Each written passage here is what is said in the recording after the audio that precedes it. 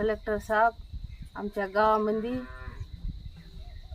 पाणी चांगलं नाही पियाला, रोड बराबर नाही.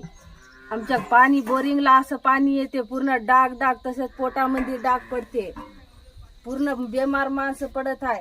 वोट आले की आम्हाला वोट मागायला काँग्रेसवाले येते, तुम्हाला रोड देतो, तुम्हाला पाणी चांगलं देतो, तुम्हाला घर देतो. कोणीच येत नाही. आम्ही म्हणून जाते, अजून दुसरा येते ते बी असाच म्हणते, आम्हाला रोड नाही देत नाही, काय नाही. पूर्ण डिलिव्हरी न्यायला उचलून न्यायला लागते, बाजावर न्यायला लागते, गाडीवर न्यायला लागते.